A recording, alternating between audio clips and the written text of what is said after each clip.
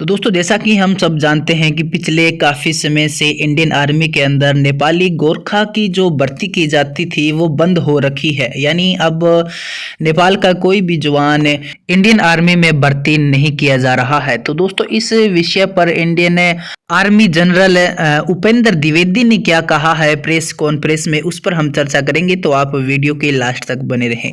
तो दोस्तों सेना प्रमुख जनरल उपेंद्र द्विवेदी ने सोमवार को कहा कि गोरखा बटालियनों में नेपाल से नए सैनिकों की अनुपस्थिति से भारतीय सेना की परिचालन तैयारियों और समग्र शक्ति पर कोई भी प्रभाव नहीं पड़ रहा है। यानी हमारी जो सेना की ताकत है वो जैसे पहले हुआ करती थी वैसी ही अब बनी हुई है, और नेपाल से अगर हम जवानों को भर्ती नहीं कर रहे हैं तो इससे हमारी सेना पर कोई भी प्रभाव नहीं पड़ रहा है।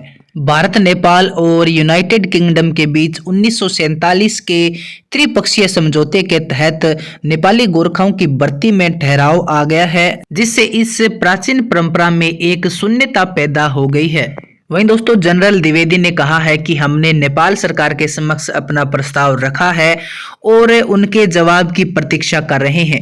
उन्होंने नेपाल के संपूर्ण निर्णयों का सम्मान करते हुए भर्ती प्रक्रियाओं को पुनः प्रारंभ करने की भारत की इच्छा पर प्रकाश डाला है। हालांकि दोस्तों दोबारा इस भर्ती प्रक्रिया को शुरू करने की जो चर्चा है वो भी बनी हुई है और दोनों देश एक दूसरे से बातचीत कर रहे हैं और भारतीय सेना में नेपाली जवानों की भर्ती फिर से शुरू करने पर जोर दिया जा रहा है।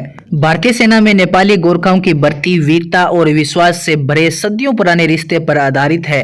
1947 के त्रिपक्षीय समझौते ने इस व्यवस्था को औपचारिक रूप दिया, जिससे यह सुनिश्चित हुआ कि हजारों नेपाली युवा भारतीय गोरखा रेजिमेंट में शामिल होंगे, जो अपने अनुशासन और युद्ध कौशल के लिए प्रसिद्ध है। इन बटालियनों ने तब से भारत की सीमाओं की रक्षा करने और महत्वपूर्ण सैन्य अभियानों में भाग लेने में महत्वपूर्ण भूमिका निभाई है।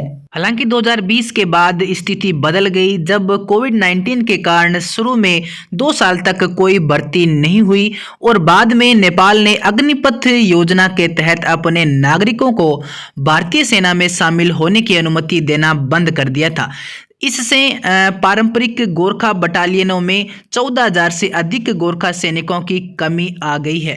नेपाली गोरखा भर्ती की बहाली न केवल सैन्य महत्व का मामला है, बल्कि सांस्कृतिक और ऐतिहासिक बंधन को बनाए रखने का भी एक सवाल है। तो दोस्तों हालांकि जनरल ने ये कहा है कि गोरखा अगर हमारी सेना में भर्ती नहीं हो रहा है तो इससे हमारी सेना की शक्ति, उनकी ताकत में कोई भी फर्क नहीं पड़ रहा है, कोई भी कमी नहीं आ रही है।